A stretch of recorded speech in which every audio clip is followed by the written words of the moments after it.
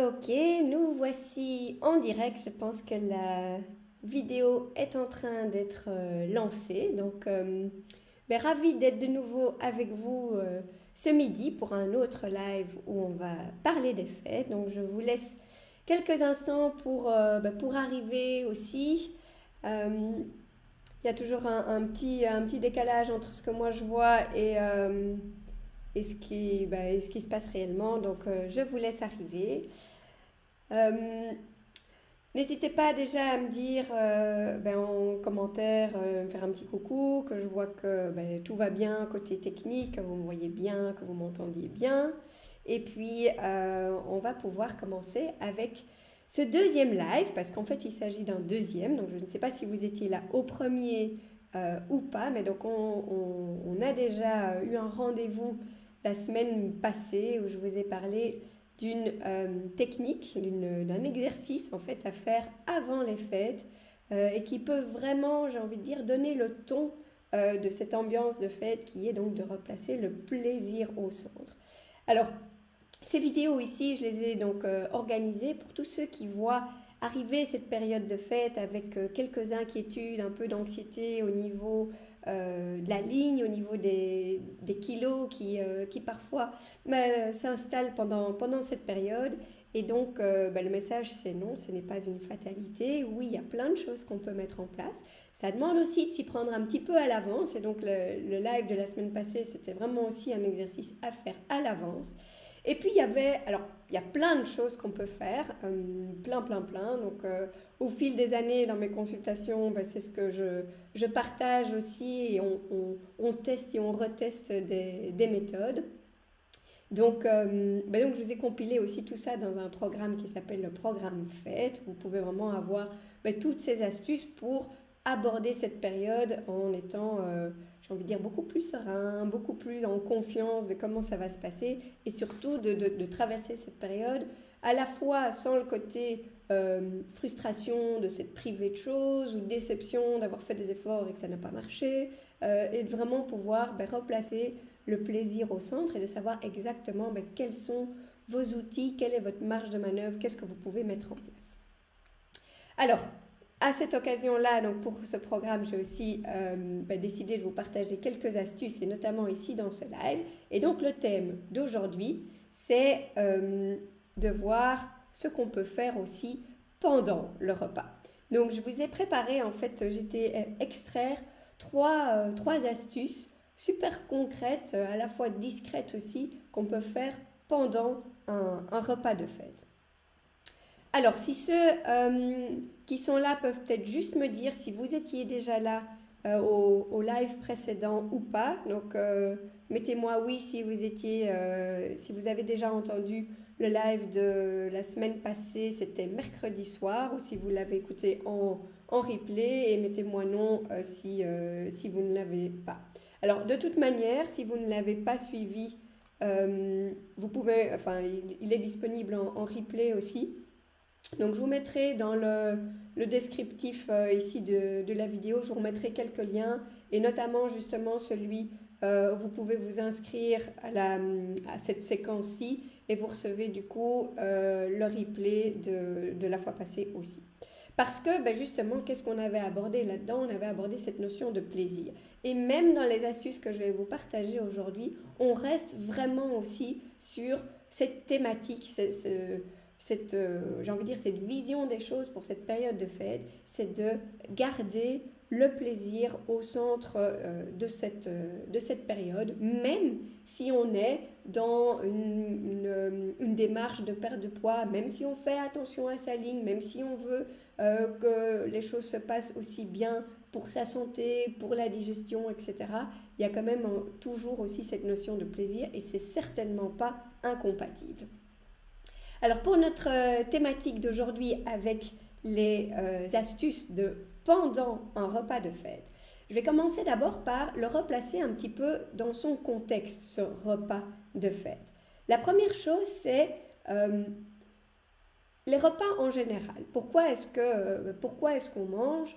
C'est pour nourrir le corps. Donc les repas de manière générale, la première raison, alors ça vaut la peine de le rappeler parce que souvent ça passe un petit peu à la trappe aussi, c'est de se dire finalement tout notre corps il fonctionne, il fait tout, voilà, tout ce qu'on fait au quotidien sur base de ce qu'on mange, de ce qu'on boit et de ce qu'on respire. Et c'est tout, finalement c'est tout ce qu'il reçoit pour faire tout ce qu'on lui demande. Donc il y a aussi cette notion de comment est-ce qu'on mange au quotidien. Et finalement, c'est même encore plus important, ce facteur-là, que d'aller épingler quelques repas un peu plus festifs parce que c'est la période des fêtes, où il y a un anniversaire, où il y a une exception de temps en temps. Donc, si vous êtes dans cette démarche de dire aïe aïe, la période de fête, il y a peut-être plusieurs repas qui s'enchaînent, c'est une période un peu particulière. Bien sûr, il y a des choses à faire et je vais vous en parler, mais posez-vous aussi la question de comment ça se passe au quotidien.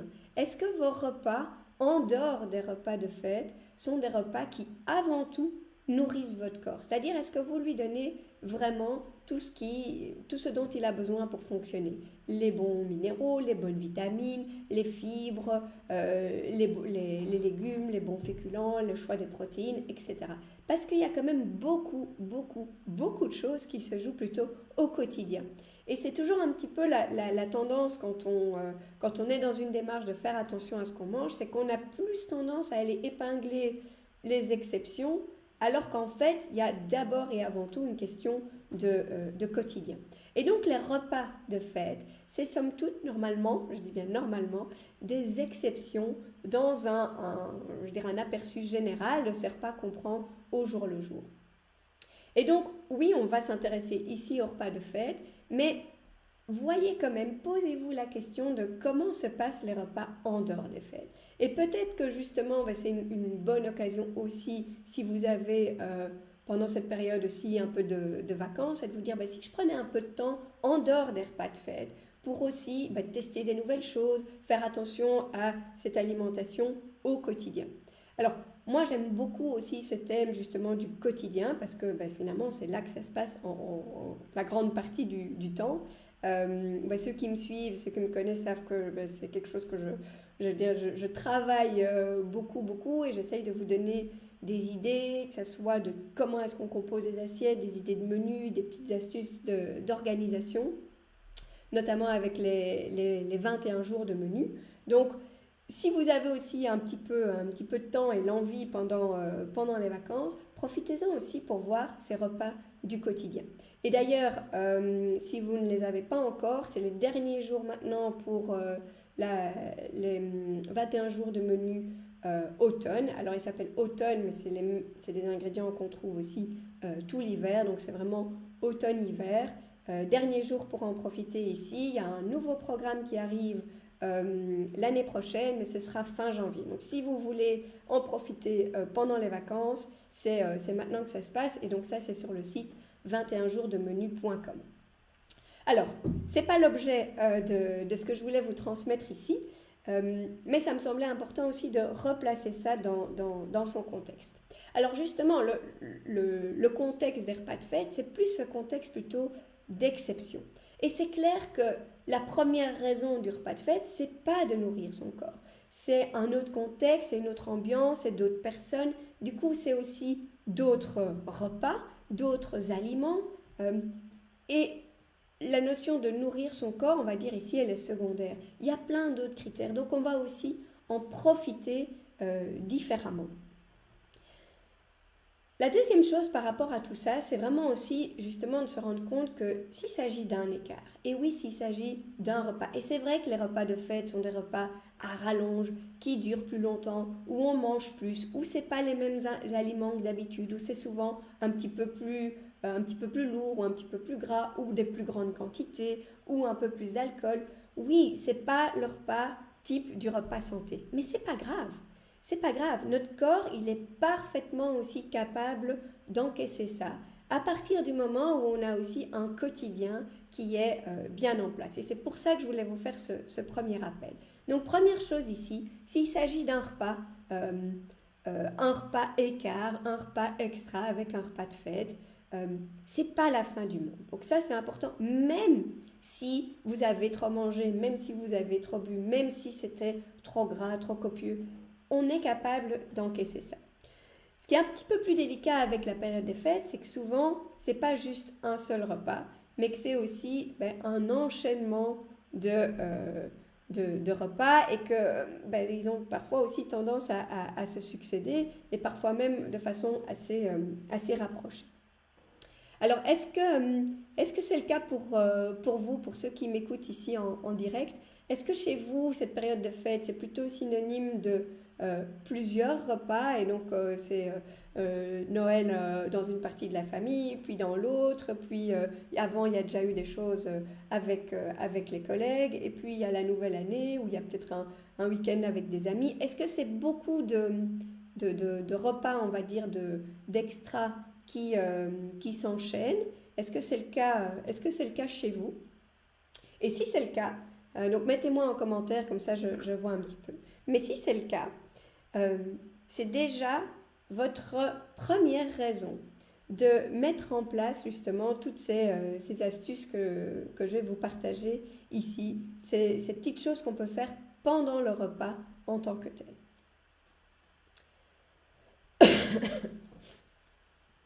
Alors, je commence à voir vos réponses. Oui, c'est le cas.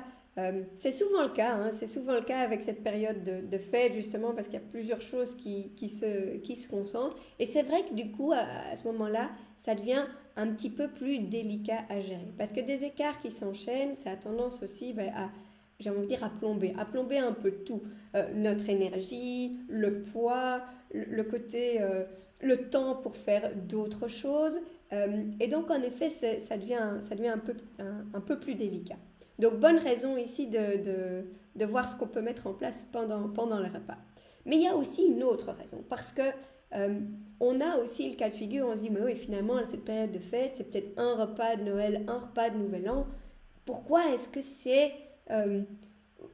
ça paraît si compliqué? Pourquoi est-ce que ça doit être chaque fois une période qui, finalement, on a l'impression on a vraiment, soit on a fait que manger, soit c'est cette période où on est resté plus à l'intérieur, on a fait moins de choses et on ressort aussi avec ce côté un petit peu plus lourd. Donc parfois il suffit d'un repas ou de deux ou trois, mais même à distance, pour quand même avoir cette sensation-là. Et en fait, ce qui est intéressant ici, c'est de se rendre compte que, en effet, on peut avoir un gros repas et en soi on se dit, c'est pas un repas qui va chambouler tout ce qu'on a mis en place ou des efforts que vous aviez déjà fait. Et c'est vrai. Et pourtant, ces repas de fête, c'est plutôt comme un élément déclencheur d'une réaction en chaîne. Parce que on va, en effet, manger sans doute plus tard ou avoir des repas plus copieux, pas les mêmes aliments que d'habitude. Et donc, ça va aussi impacter sur une nuit plus courte où on a moins bien dormi parce qu'on a trop mangé ou parce qu'on a trop bu. Donc tout ça, ça va déjà pas juste être le repas, mais ce qui va se passer après aussi. Et puis on est désorganisé, on n'a pas ce qu'il faut dans le frigo. Quand on est fatigué, on n'a pas les mêmes envies non plus.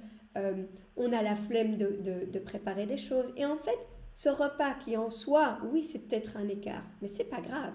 Mais plutôt que d'avoir un écart, on va traîner ce boulet pendant plusieurs jours. Et c'est là finalement qu'on le paye cher finalement pour ce que c'est.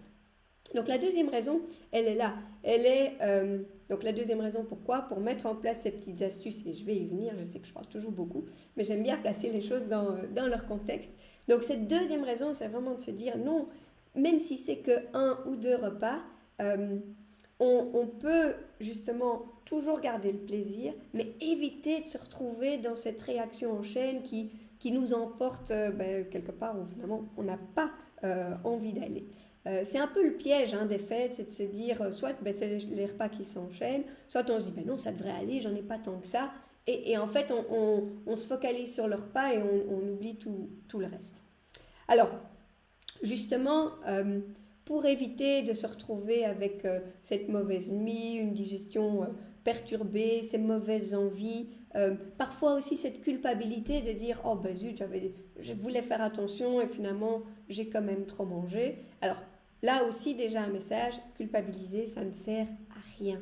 Ça ne sert à rien, j'en parle beaucoup aussi dans le programme Fête, c'est agissons sur les choses qui sont utiles, efficaces, et juste sans vouloir et se dire juste j'aurais dû alors que c'est passé, ça ne va pas vous aider. Bon, donc je ne vais pas m'étaler sur ce point-là parce que je veux quand même vraiment vous parler de ce qu'on peut faire pendant les repas.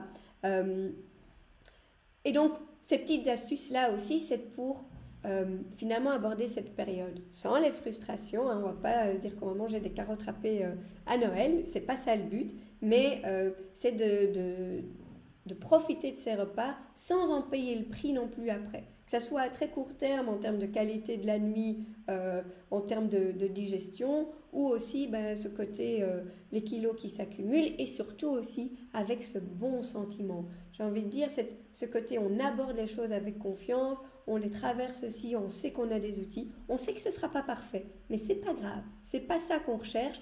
On recherche vraiment aussi à être en possession d'astuces, d'outils qui vont vous permettre de bien traverser cette période. Donc, c'est tout ça aussi que je détaille dans ce programme, et j'ai aussi j'ai rajouté en fait un petit bonus à tout ça qui sera un rendez-vous après les fêtes pour parler de détox. Alors, je n'aborde pas ça ici, j'en parlerai juste après, mais venons-en donc à nos astuces pendant le repas. Alors, ce repas, justement, on se place un peu dans cette ambiance du repas. Les repas de fête, hein, je vous le disais, ce n'est pas le côté où on veut absolument, premier critère, les bonnes choses pour nourrir le corps. C'est plutôt une question d'ambiance, il y a beaucoup de monde. Et il y a aussi cette notion justement de, on mange bien sûr, mais en fait on fait plein d'autres choses. On parle, on profite de l'ambiance, on écoute des choses. Et dans la façon dont on mange, c'est souvent des repas où en fait on va les manger vite. Ou en tout cas, les avaler vite. Pourquoi ? Parce qu'on veut parler, parce qu'on veut participer.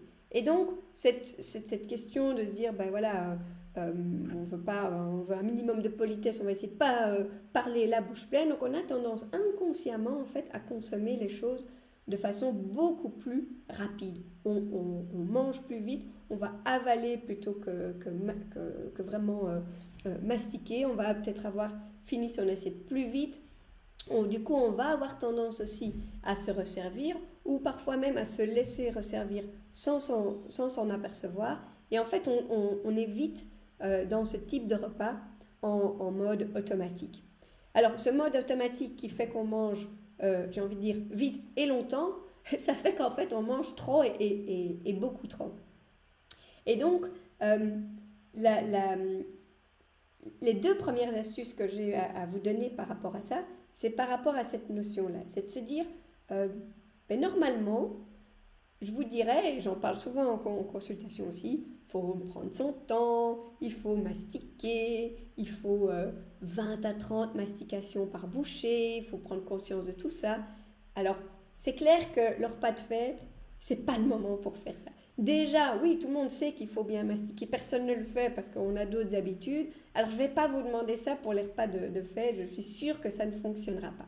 Par contre, il y a autre chose qu'on peut faire. Et cette autre chose, c'est plutôt d'essayer de repérer à table la personne qui mange le plus lentement et de vous fixer comme objectif d'avoir terminé après. Donc, vous devez être la personne qui termine son assiette en dernier. Alors, ça ne veut pas dire que vous devez manger très lentement, ça veut peut-être aussi tout simplement dire que vous allez vous rendre compte à un moment donné et que donc vous pouvez faire une pause. Alors, si bien sûr en même temps vous mastiquez bien, c'est super, mais voilà, je ne place pas beaucoup d'espoir dans cette mesure-là parce que c'est vraiment pas le repas idéal. Par contre, se dire, ok, moi j'essaye de terminer en dernier, en fait, ça va ralentir la vitesse à laquelle vous allez terminer votre assiette. Et du coup, vous allez aussi moins facilement tomber dans cet automatisme de vous resservir ou continuer tant que l'assiette n'est pas vide. On mange surtout dans ces repas-là. Donc, terminez votre assiette en dernier. Et la deuxième astuce, elle va justement vous aider à atteindre votre objectif de terminer en dernier, c'est de poser ses couverts entre chaque bouchée. Alors ça aussi, c'est un conseil que je donne souvent en consultation pour essayer de ralentir un petit peu la vitesse à laquelle on mange. Et en fait, c'est un conseil, j'ai envie de dire, qui fonctionne encore mieux dans le cadre des repas de fête. Parce que le fait de poser ses couverts, en fait, ça se prête tellement bien aussi à ce côté, on déguste quelque chose et puis on est dans une conversation. Donc, poser les couverts, ça va ralentir les choses et ça va aussi finalement très bien s'accorder avec l'ambiance des repas de fête.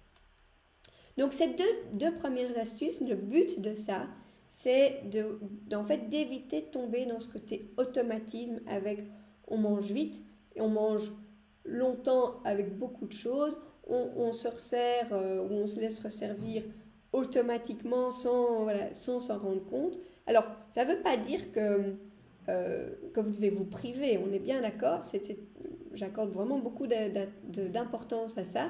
Si vous attendez toute l'année pour manger la dinde farcie, vous adorez ça, et que vous avez envie d'une deuxième part, prenez-la.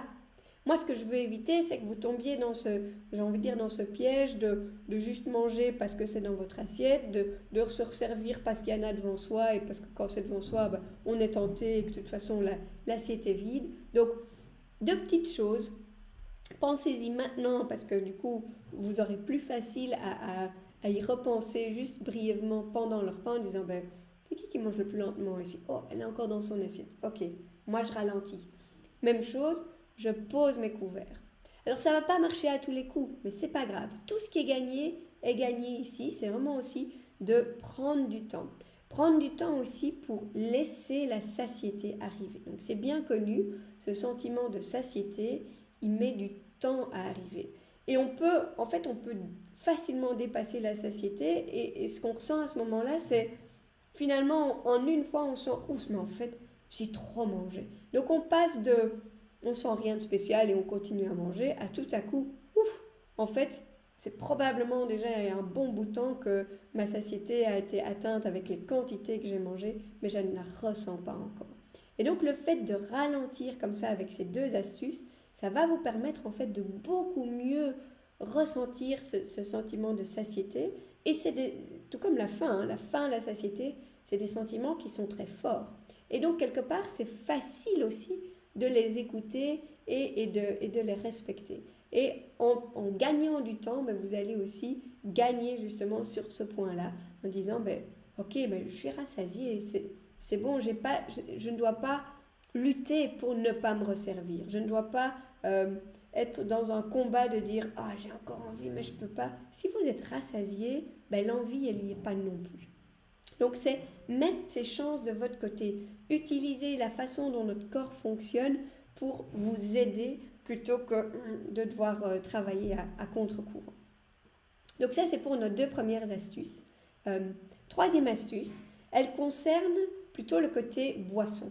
Parce que là aussi, on a tendance à être un peu dans le trop. Alors en ce qui concerne, je pense en particulier aux alcools et au vin, alors on dit souvent on privilégie la qualité plutôt que la quantité. Alors pour ça, les fêtes, c'est pas mal, parce qu'en effet, on va plutôt aller chercher la qualité.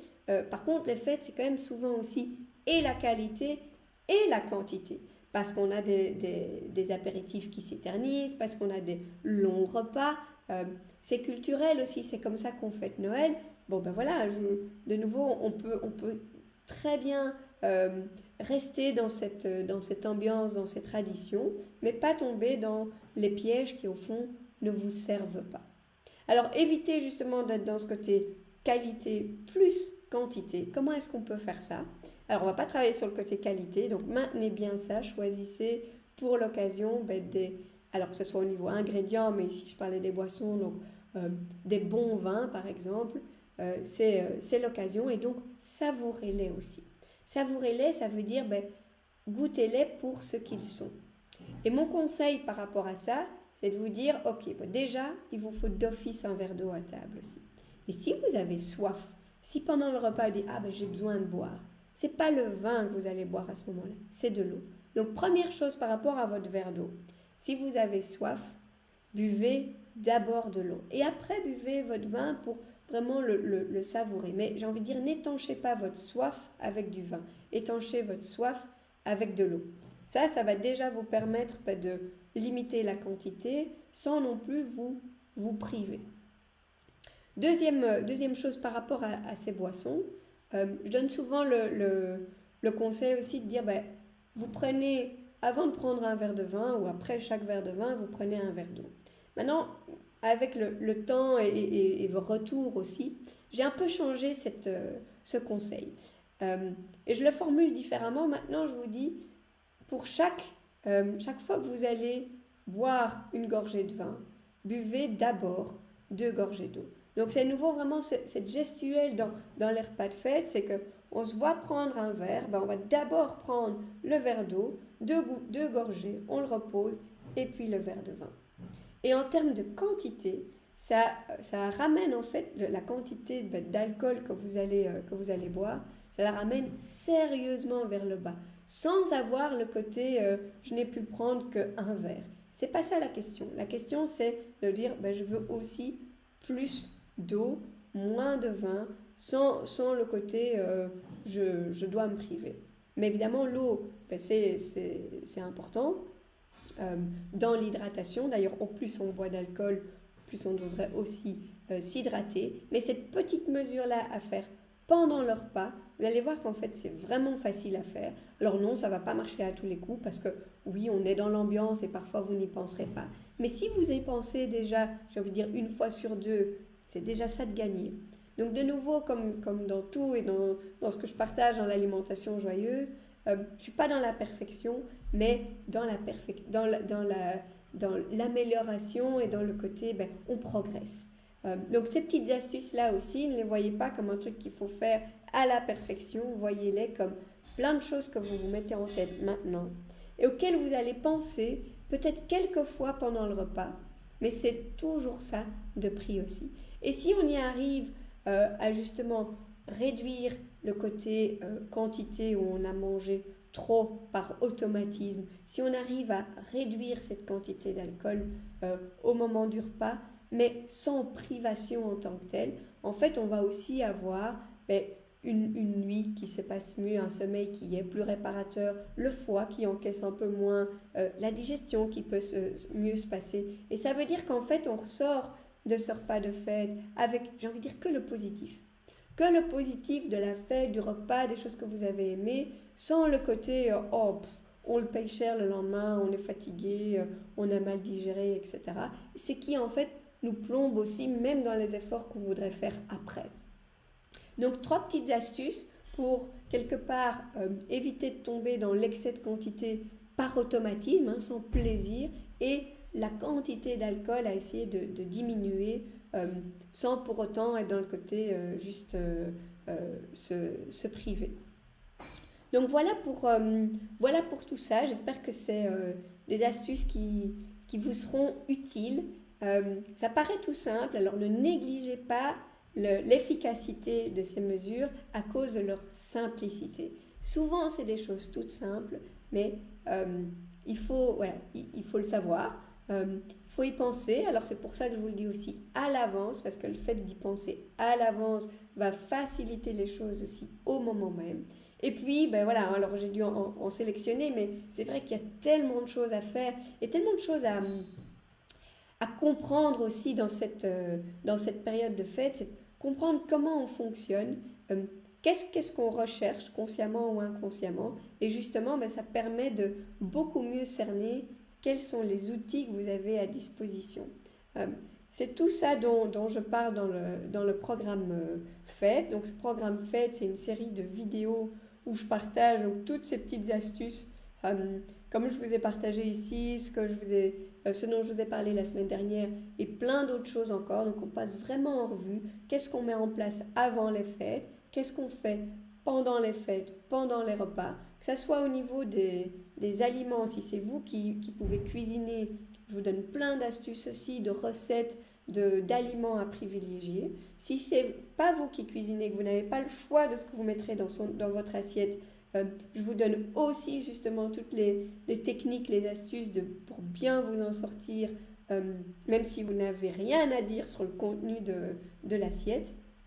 Et puis on aborde aussi tout ce qu'on peut faire après les fêtes. Comment est-ce qu'on anticipe les lendemains de la veille? Comment est-ce qu'on s'organise? Qu'est-ce qu'on met dans son frigo? Comment est-ce qu'on prépare les repas entre les repas de fête? Est-ce qu'il faut jeûner? Est-ce qu'il ne faut pas jeûner? Donc toutes ces questions-là, on les aborde aussi, toujours de la même façon, c'est-à-dire vraiment cette façon positive de voir les choses. On met en place des choses concrètes, des choses efficaces, sans prise de tête. Et mon but avec ce programme, c'est, si vous voyez arriver cette période de fête avec quelques craintes, c'est vraiment de vous dire, d'une part, non, ce n'est pas une fatalité. Je vous explique comment l'aborder. Je vous donne concrètement tous les outils que vous pouvez mettre en place. Et du coup, vous pouvez, aborder cette période de fête avec confiance, avec sérénité, au moment même, en profiter, sans culpabilité. Et si ça n'a pas été tout à fait comme vous voulez, il y a aussi des mesures de rattrapage. Et ça, on les voit aussi. Comment est-ce qu'on rattrape les choses si ça a quand même dérapé? Donc, tout ça, c'est à votre disposition si vous voulez être guidé, si vous voulez être accompagné de cette façon-là. Donc, c'est dans le programme Fête. Je vous mettrai le lien. Ça coûte 55 €. Vous y avez accès donc tout de suite, c'est en ligne, vous y avez accès autant de fois que vous voulez, quand vous voulez. Moi je suis une fan des programmes en ligne, personnellement j'en suis plein aussi. Je trouve que c'est super pratique aussi au niveau du quotidien. Et j'ai aussi rajouté une petite chose parce que d'une part j'aime bien aussi avoir un contact avec vous, et donc j'ai prévu une session en live, une session donc interactive où on va pouvoir discuter ensemble, et en plus de ça discuter d'un sujet qui cadre super bien dans ce côté fête et après fête, c'est de parler d'une détox. Et donc j'ai rajouté dans le programme cette session supplémentaire que je vous offre donc en bonus pour ceux qui s'inscrivent au programme. On parlera de détox. Je vous dirai à quoi ça sert, comment on le fait, pourquoi est-ce que c'est le bon moment aussi après les fêtes, comment est-ce qu'on le fait de la bonne façon, qu'est-ce qu'on met en place finalement. Il y a des contre-indications, je vous donnerai aussi finalement en fonction de votre situation comment faire les choses, comment bien faire ces détox pour vous. Donc ça, c'est le bonus que je vous offre dans le programme pour ceux qui s'inscrivent. C'est avant le 15, donc c'est d'ici mercredi pour ceux qui font le pas et qui décident de, vous offrir ce premier cadeau de Noël avec le programme Fête. Eh bien, je vous offre le petit bonus en plus avec cette session détox qu'on aura donc en live. Alors, donc c'est à faire maintenant parce qu'il y a plein de choses on aime bien prendre son temps pour ça. Pensez-y à l'avance. Vous aurez l'occasion aussi de faire les choses après, je vous en parlais. Et donc pour cette session détox, c'est pour les inscriptions avant le 15 décembre. Donc ne tardez pas, je vous remettrai le lien aussi en commentaire. Je serai ravie de vous retrouver donc, dans les vidéos et pour cette session en live aussi. Et je dois dire que depuis ce matin, je ne sais pas, il y a dû y avoir quelque chose, mais depuis ce matin, j'ai plein d'inscriptions qui rentrent pour ce programme. Donc ça me fait super plaisir, mais super plaisir aussi de voir que je peux vous aider là-dedans. C'est vraiment ce qui me motive, ce qui me pousse à allumer ma caméra et chaque fois vous partagez des choses. Donc si ça peut vous être utile, moi c'est avec grand plaisir évidemment que je vous retrouve dans ce programme et pour la session détox. Si ce n'est pas pour vous et que vous avez assez avec les lives qu'on a eu ici, que vous avez déjà vos propres astuces ou que vous abordez cette période avec pleine confiance, c'est super. Bravo à vous, bonne fête aussi. Et pour tous ceux qui désirent un petit coup de pouce et un petit peu se faire aider, je serais ravie de pouvoir être cette personne. Donc voilà, n'hésitez pas, vous pouvez toujours aussi me contacter si vous avez des questions au sujet du programme. Je remettrai le lien donc, dans le descriptif ici de de cette vidéo, comme ça vous pouvez voir tout ce qu'il contient et faire votre choix. Et donc, en rappel aussi, si vous n'avez pas eu le premier live et que vous voulez écouter aussi tout ce qu'on y a raconté, il y a encore toujours le lien, vous pouvez vous inscrire et recevoir automatiquement les replays. Donc voilà pour aujourd'hui, voilà pour ces astuces. Voilà pour le programme qui est aussi à votre disposition si ça peut vous aider avec le bonus détox. C'est une chouette occasion. Moi, j'aime vraiment bien parler de détox après les fêtes parce que d'une part, c'est le moment. Le foie, il a parfois quand même encaissé un petit peu plus. Et puis surtout, ça permet en fait de repartir du bon pied.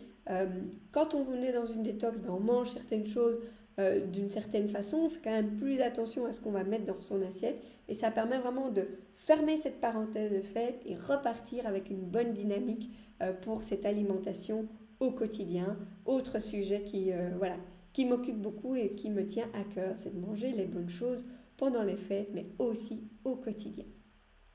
Donc voilà, merci à tous ceux qui étaient ici en direct, à tous ceux qui se sont inscrits à ces sessions. On était presque 200, je pense, dans les inscriptions. Donc, super. Merci pour votre enthousiasme. Et finalement, c'est tout ce genre de choses-là qui m'encourage aussi à continuer à partager des choses, à trouver des idées pour vous aider au quotidien.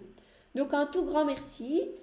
Passez des bonnes fêtes. N'oubliez pas, on garde le plaisir avant tout. J'espère vous avoir donné la semaine passée, cette fois-ci, et dans le programme, plein de choses qui peuvent vous aider à passer justement des bonnes fêtes sans la fatigue, les kilos, la frustration qui va parfois avec cette période. C'est pas une fatalité, je pense que je l'ai assez répété, donc voilà. Mais encore une fois, bonne période de fin d'année ici, bon préparatif de fête, bonne fête au moment même, et j'ai envie de vous dire, rendez-vous aussi en direct l'année prochaine si vous êtes là dans cette fameuse session détox. À bientôt!